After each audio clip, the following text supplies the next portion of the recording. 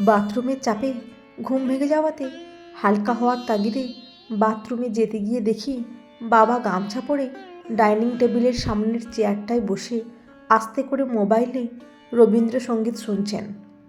বাথরুমে ঢুকে হালকা হতে হতে ভাবতে লাগলাম, এখনও তো ভোর হয়নি, তাছাড়া বাবা তো এরকম সময় ওঠেন না, তাও আবার গামছা পরে বসে আছেন। বাইরে বেরিয়ে বললাম, 3:30 বাজে, কি হয়েছে, গামছা পরে বসে আছো কেন? বাবা গান শুনতে শুনতে বললেন, লক্ষ্মী পুজোর খিচুড়ি আর প্রসাদের অ্যাকশন। তোমার কি পেট খারাপ করেছে? বাবা হ্যাঁ বলে বললেন, রাত 2টো থেকে এ পর্যন্ত 4বার হয়েছে। বারবার তোর মায়ের পাশ থেকে উঠতে হচ্ছিল বলে তার ঘুমের অসুবিধা হচ্ছিল, তাই যাতে তার ঘুমের ব্যাঘাত না হয় সেই কারণে এখানে বসে গান শুনছি। চাপ হলেই ভেতরে ঢুকে যাচ্ছি। যে জিনিস খেয়ে হজম করতে পারো না সেটা যে কেন খাও বলে ঘরে যাচ্ছিলাম। বাবা বললেন, শোন, আমার যে অবস্থা তাতে মনে হচ্ছে আমি আজ বাজারে যেতে পারবো না। কাল দিদি আসবে ভাইফোঁটা দিতে, আজ অন্তত মাছ আর মাংসটা এনে রাখা দরকার বলে বাবা বললেন, তুই কি একটু বাজারে যেতে পারবি? কিছুক্ষণ চুপ করে থেকে আমি দেবাশিস বললাম, সকালের দিকে তাড়া থাকে, অফিস থেকে ফেরার সময় নিয়ে এলে হবে না?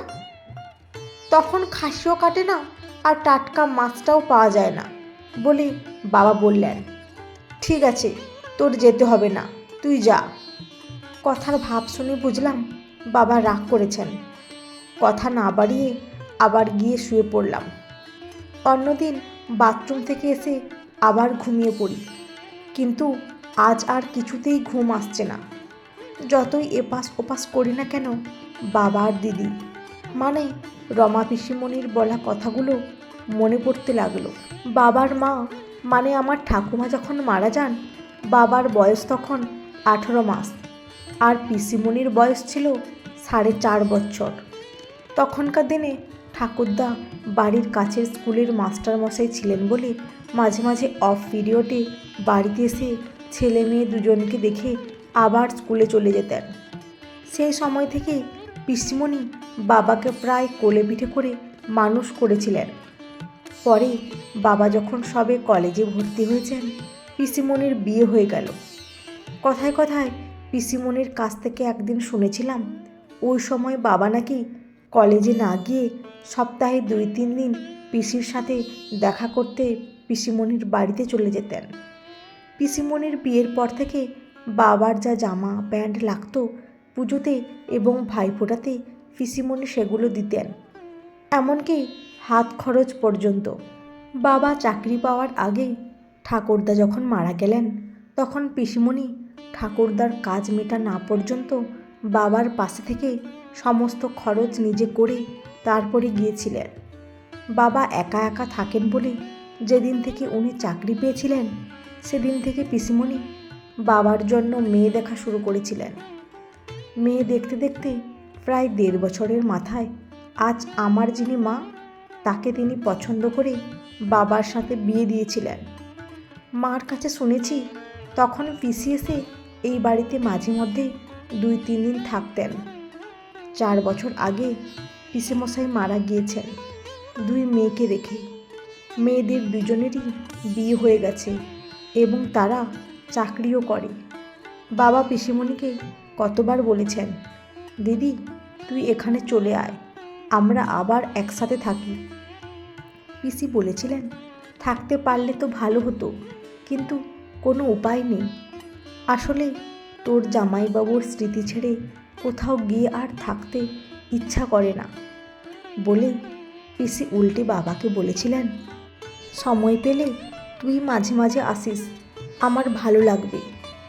বাবা বলেছেন, সামনের বছর রিটায়ার করবার পর রাজুটার আমার ডাকনাম বিয়ে দিয়ে শান্তাকে মানে আমার মাকে নিয়ে গিয়ে তোর ওখানে থাকবো।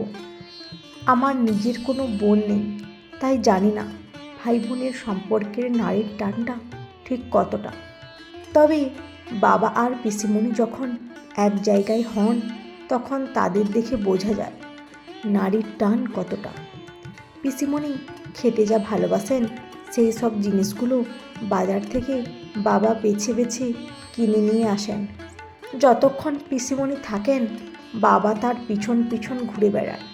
আবার যখন উনি চলে যান বাবা তার পায়ে হাত দিয়ে প্রণাম করে বলেন, দিদি আবার আসিস, তুই এলে আমি আমার ছোটোবেলাটায় ফিরে যেতে পারি। পিসেমশাই মারা যাওয়ার পর থেকেই পিসিমণি আর আগের মতন আসেন না। এখন ওই বছরের বিশেষ বিশেষ দিনগুলোতে আসেন, তবে রাতে আর থাকেন না আমাদের বাড়িতে, কারণ পিসির বাড়িতে থাকার কেউ নেই যে। মাঝে একদিন ট্রেনের গণ্ডগোল হয়েছিল বলে বাড়ি ফিরতে পারিনি। ওই দিন পিসিমণির বাড়িতে ছিলাম। সেদিন অনেক রাত পর্যন্ত পিসিমণি গল্প করতে করতে বলেছিলেন, যে ভাইকে একদম ছোট থেকে কোলে পিঠে করে মানুষ করেছি সে তো আমার সন্তানের মতো। ছোট ছিল যখন মা মা বলে ডাকতো, তাই তো তোর বাবাকে যখন দেখার ইচ্ছে হয় গাড়ি নিয়ে চলে আসি, তবে থাকার উপায় নেই বলে সন্ধ্যের আগে চলে আসতে হয়।